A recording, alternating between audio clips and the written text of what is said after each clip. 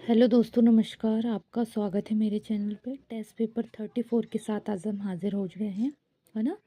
जो बिल्कुल छोटे छोटे से टॉपिक्स थे, है ना, जैसे कांच के ऊपर था, है ना, और ध्वनि का था, रंग थे, त्रिज्याएं थी, अ, कृषि से संबंधित उनके विशिष्ट प्रकार थे, और अम्ल क्षार थे। इस टाइप के जो क्वेश्चंस हैं उनके ही हम चूज़ द करेक्ट ऑप्शंस लेके आए हैं। तो आइए इसका फर्स्ट क्वेश्चन देख लेते हैं आज। मानव शरीर का कौन सा अंग टाइफाइड से मुख्य रूप से प्रभावित होता है? तो कौन सा अंग प्रभावित होता है? तो वो होती है हमारी आंत, है ना। मानव शरीर का कौन सा अंग टाइफाइड से मुख्य रूप से प्रभावित होता है? तो वो होती है हमारी आंत। Option number D. आंतें जो हैं वो हमारी टाइफाइड से प्रभावित हो जाती हैं, है ना। बॉडी का जो भी अंग है। पानी की गंदगी से फैलने वाला रोग है। पानी में जो गंदगियाँ हो जाती हैं ना, मटमैला सा हो जाता है, उसका कलर चेंज हो जाता है, तो वो गंदगी से कौन सा रोग फैलता है? तो वो गंदगी से फैलता है हमारा टाइफाइड। ठीक है। Option number D is correct answer कि टाइफाइड फैलता है पानी की गंदगी से, है ना। तो ऑप्शन नंबर डी को लगाइएगा राइट आंसर।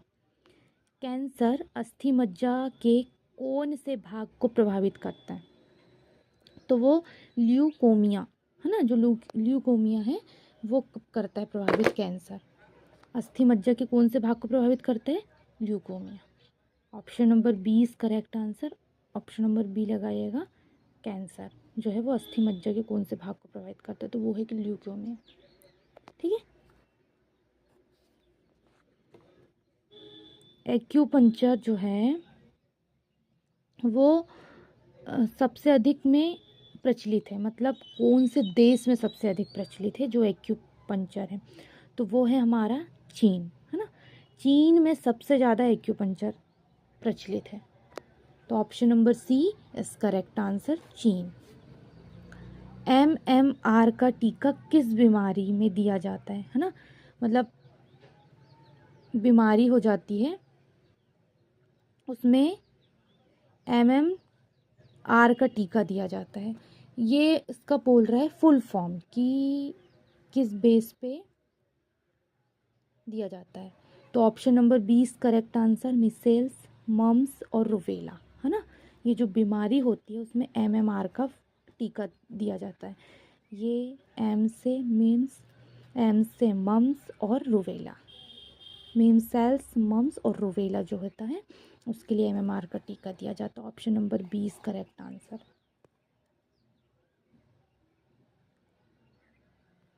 AIDS का जो अर्थ है वो क्या है? मतलब ये हमारा एड्स होता है, इसका अर्थ पूछ रहा, मतलब इसका फुल फॉर्म बताना है क्या है। देखो इसका फुल फॉर्म है एक्वाट एम्यूनो डेफिशिएंसी सिंड्रोम। ए से एक्वाट, डी से आई से एम्यूनो डेफिशिएंसी सिंड्रोम्स जो होता है वो एड्स का फुल फॉर्म होता है AIDS। ये किसका वायरस है? टीबी का होने वाला रोग। ठीक है। Option number C correct answer लगाएगा।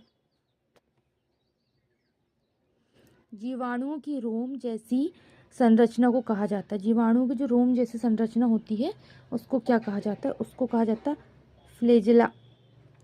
फ्लेजिला कहा जाता है जीवाणु की रोम जैसी संरचना। ठीक है। Option number A is correct answer, flagella. निम्नलिखित में कौन सा अम्ल पेट के जीवाणुओं का नाश करता है? कौन सा करता है? Option number B HCl। क्या करता है? ऑप्शन नंबर बी HCl जो है वो हमारे अम्ल जो है पेट के जीवाणुओं का नाश करते हैं।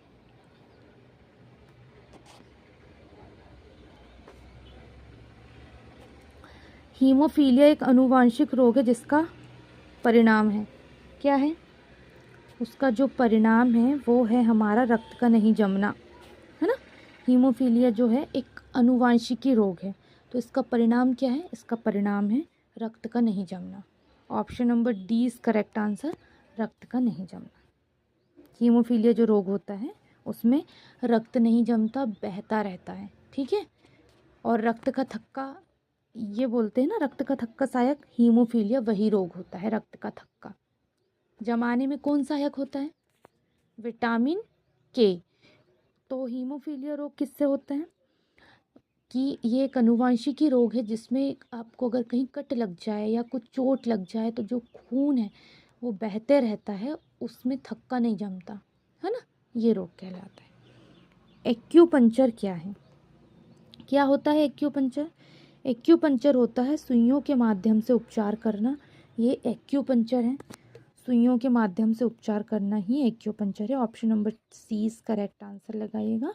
और अभी हमने पढ़े थे कि एक्यूपंक्चर मतलब ज़्यादा प्रचलित कहाँ है, तो वो है चीन में, है ना।